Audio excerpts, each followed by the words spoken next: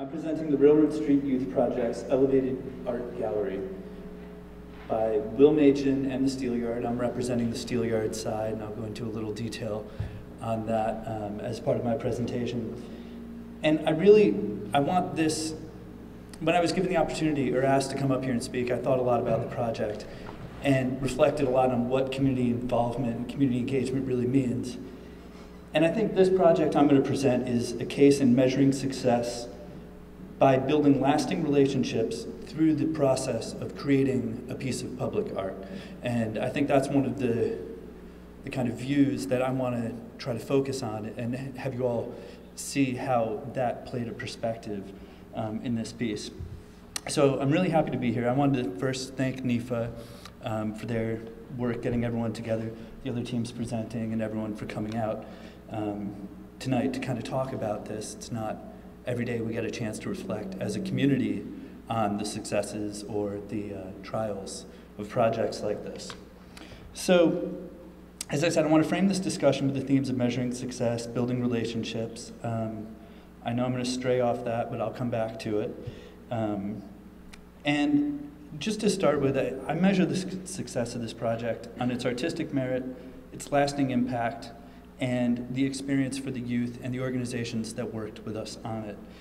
It began by working with a number of youth ambassadors from the community and helping them identify needs and desires, their interest in creating an intergenerational space, an inspirational space, and that became the main focus of what they eventually came up with, which is a rotating place for a youth art gallery set at a local skate park. In the end, we created a piece that I think answers a lot of community needs, and it's really integrated into the future of the park where it lives, which is one of my favorite aspects of it. So there were a number of key players that made the project possible, and I want to start by talking a little about each of them. So I think next slide. So first is the Railroad Street Youth Program, or Railroad Street Youth Project. And the Railroad Street is a youth-centered organization that promotes 18 to 25-year-olds in the creation of youth-generated ideas that encourage self-worth, responsibility, and intergenerational respect. They really are a very loose community organization that does try to respond to youth needs. They put together groups of teenagers and early 20s folks, and they talk about projects and say who wants to do what. They've had a number of successes from local community gardens being funded and supported through art projects of all sorts. And the central group that we worked with there was the Youth Operational Board. And that's an ever-changing group of kids who basically show up to a weekly meeting. And every week they sit down, they open up the meeting, and they say, okay, what's going on? What do we want to do? And they talk about different programs, opportunities, dreams, aspirations, whatever, and they're the core of the programming there. And back in 2008, a Youth Operational Board member applied to NEFA for funding with the Railroad Street Youth Project to try to bring some public art to the town of Great Barrington, Massachusetts.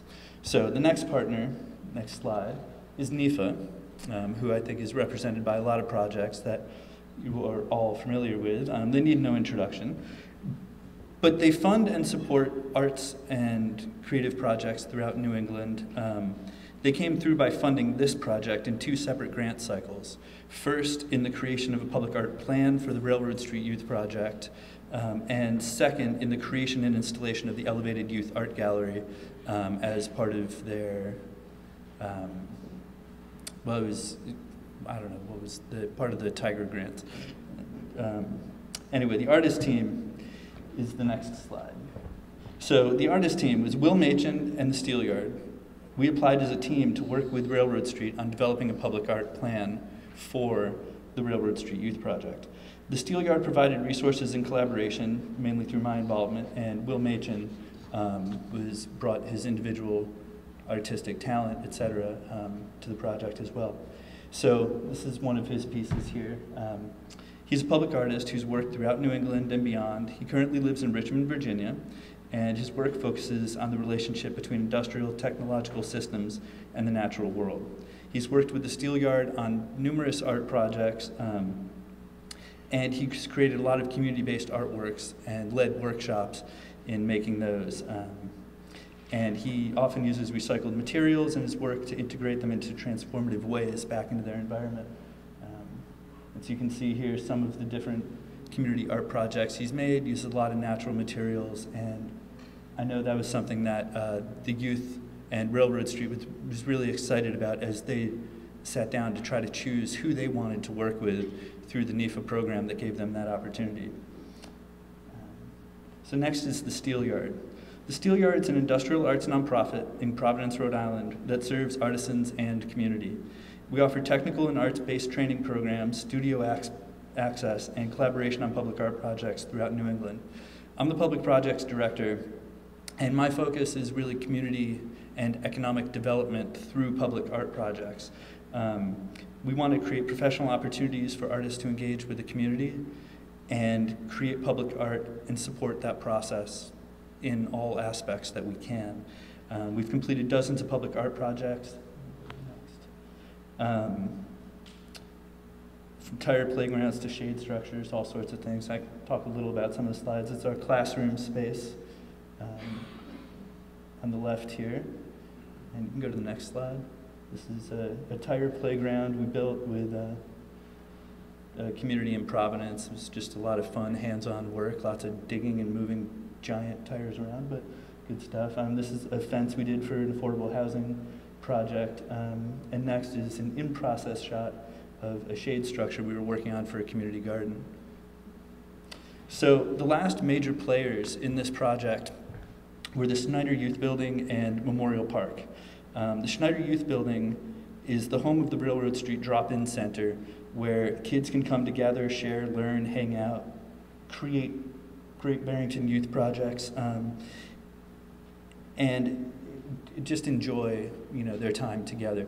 The building itself is maintained by a Great Barrington Youth Commission that was formed in the 1950s to encourage safe places for youth in the community. They actually built the building, I think, 30 years ago. Memorial Park behind it, which you can see in the bottom picture, is controlled by the town of Great Barrington. It's a public park. It's run by the Parks Commission. And these are major players in the future artwork. So first comes the process and the site as we found it, which I just wanted to show you guys here. There's a skate park. You can see the trees. There's an amazing kind of natural space there. And you can see kind of lots of different things have happened over the years. There's basketball courts, there's the youth building, there's also a huge soccer field adjacent to it. And we can go to the next. So the initial meetings that we had there, we first visited Railroad Street and we found a loosely engaged but thoughtful group of young people. They had tons of ideas and wanted to create a way for youth impact in the space. So we have two kind of competing public spaces, and they wanted there to be a youth voice in it somehow on a continuing basis. We went to a YOB meeting to present ideas and basically hung out. We came up with a list of over 80 concepts, working with the kids, of ways to get artwork, get their ideas out there, and ways to bring community into their space in a more meaningful way. And there were successes and challenges to that process. I think the successes were that we had lots of ideas. We spent a lot of time talking to park users and neighbors, and had really interesting conversations, and we had a very clear mandate from the youth that they wanted to have a lasting impact, and had a lot of energy behind that.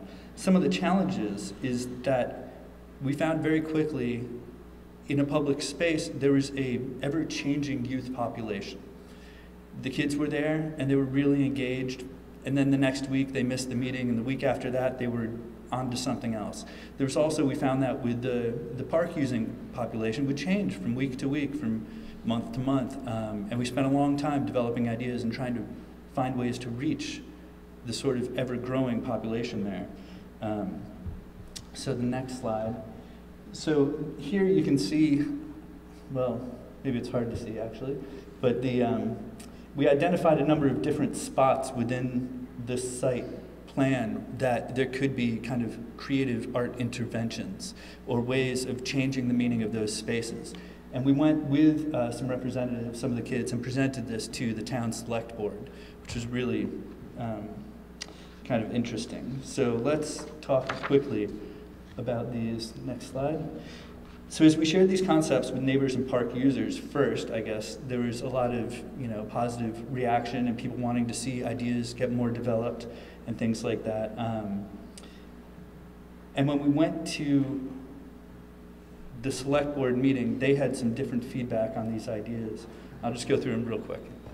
So the first idea was the Sky Cathedral, we called it, which was, there was this little area in the back of the park that was covered with these huge trees, and we thought, wow, if we put something way up there in these trees, it will draw people's attention to this natural, amazing setting in a different way. Next.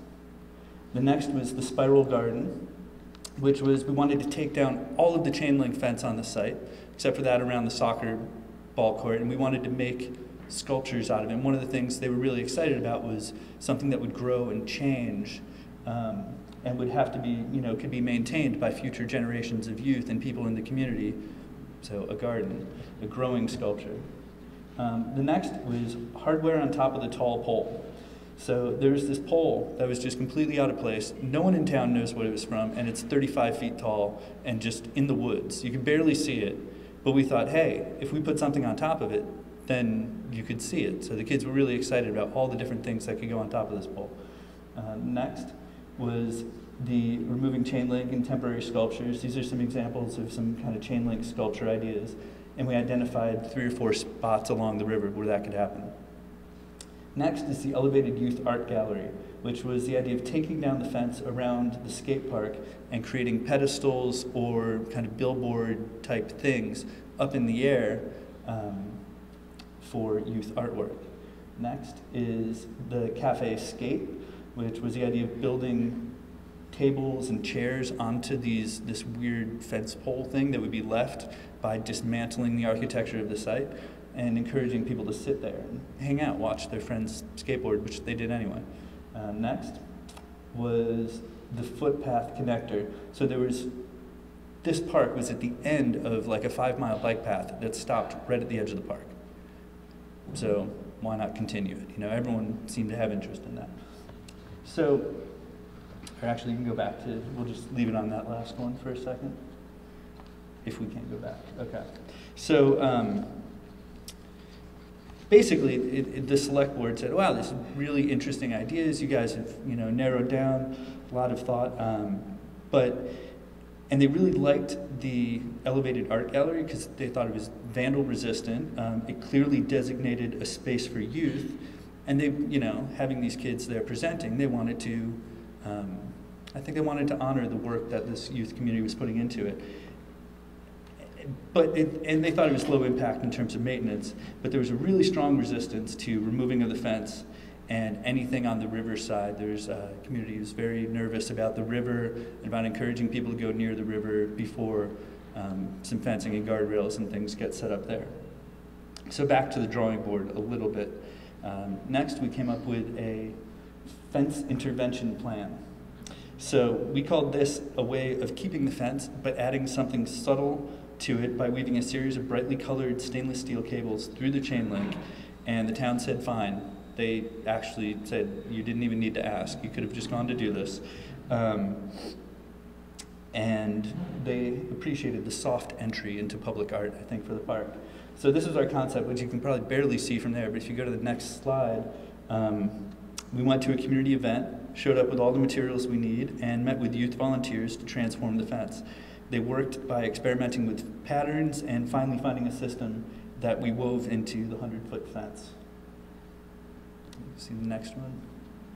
So, I don't know if you guys can see from there, but these kind of,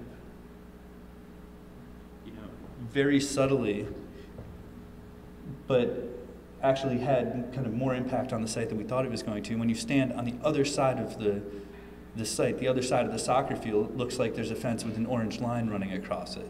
But then, of course, as you get close to it, it kind of breaks down and pixelates and disappears. So we kind of had fun with that, and I think the town appreciated that we actually followed through on a project. It was done with the right materials, the kids showed up and did it, and it was over. So next we started making plans for the L. So the L is what we all came to call the Elevated Youth Art Gallery. The idea is simple. give Great Barrington youth an opportunity to showcase their work on a series of painting surfaces that live above the fence to the skate park. The panels are changed annually or more often, however they see fit, and developed from there. So Railroad Street has, so basically, Railroad Street has a number of projects that cater to different youth needs. You know, culinary program, performance art, and the L is an opportunity for visual art interested youth to engage and get something out there that's public, and they wanted it to be rotating. So next. All right, so let's stop right here. So the one of the things that I think is kind of neat is that as we were developing the idea with them, they wanted movement up there. So all of the panels hanging above the fence actually move.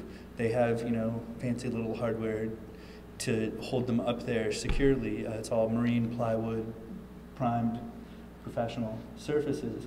But you can see with, here's Will installing one of our panels that we call our skate panels, that they're weighted on the bottom. So in the wind, they actually do what you would, they're counterintuitive. So the wind, rather than pushing them like a cat door this way, pushes them the other way, like that. So they kind of fold back from the top, and it just creates this little, sort of like learn to see the weather and see it in a different way. Anyway, we like that aspect of it, that, you know, it's not just traditionally a traditional billboard. And so as we were wrapping up and getting to installing the panel, we realized that one challenge that we were facing with the youth and talking about it was whose art was going to go up there. And Railroad Street, the youth and Yob developed a call for proposals that administers, creates a mini public art project of its own. The Youth Operational Board would pick people based on their proposals, and the youth didn't hesitate to involve an open call to the process, because it opened up the possibilities of what they would get from it, and was also, they saw it as a learning experience for any youth who did want to get involved in the future. It's good to read something, go through your rights, and understand your place in this process. But they did give final authority to the Parks Commission to remove any artwork if they decided to do so. But also really, you know, it tried to include things like, this is a community forum, so artwork should be positive. You know, kind of help guide young artists into the process a little bit. So next, the youth installed some artwork. This is the final, that's kind of a collaged image, but that's kind of the final layout over the fence.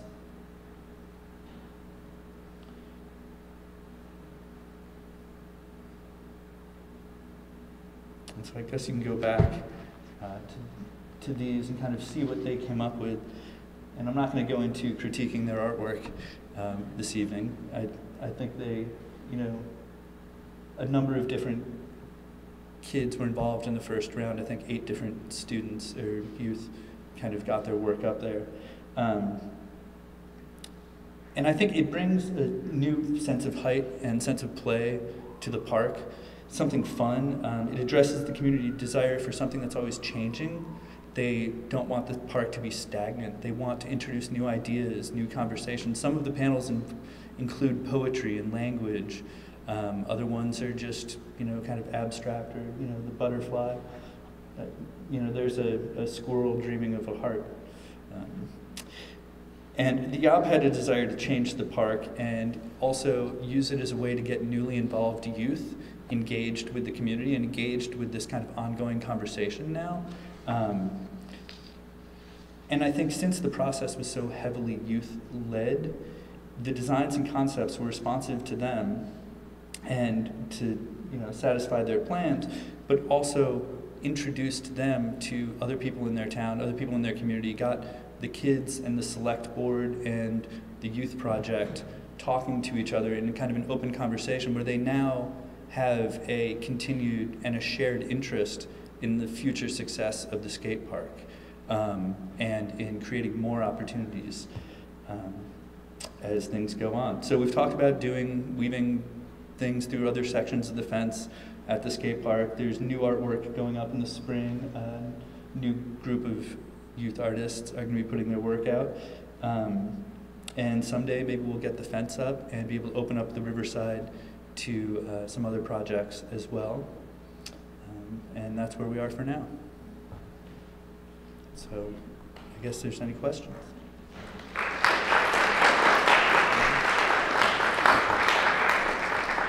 there any questions? What is your budget?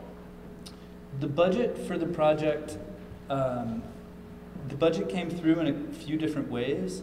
The first grant that came through NEFA, I believe, was split between the artist team and the organization. So they got some support money to do it.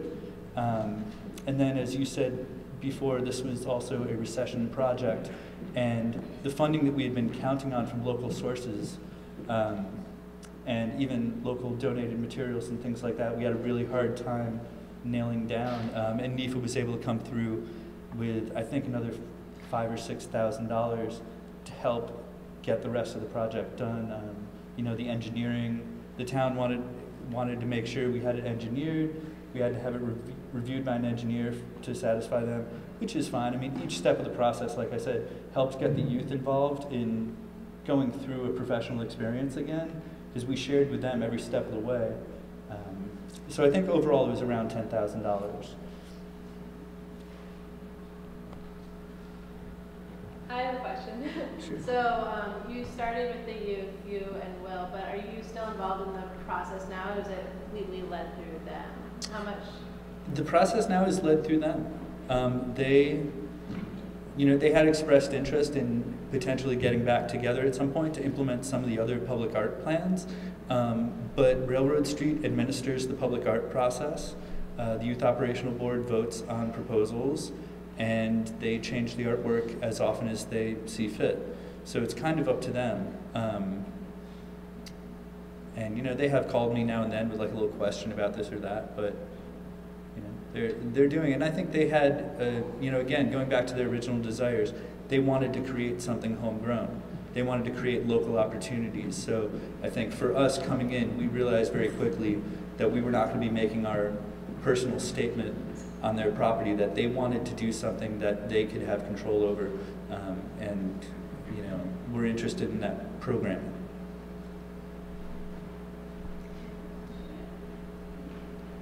Well, the rotation was really challenging. We had Facebook set up, and one of the kids from Railroad Street set up a Facebook page that allowed kind of feedback from people who weren't able to make the meetings. But I think what we realized was part of the rotation of youth in and out led to the final project, which doesn't, it's a non-committal project in some ways. The community is recognizing that the youth population changes and that their interests change. And so I think we ended up integrating that into it. But getting feedback became limited to kind of public events and going there and seeing who stopped by. And that's why they call it the Sneider Youth Building is the Railroad Street Drop-In Center. And they call it that because that's how the town uses it. Kids drop in and hang out and have a good time.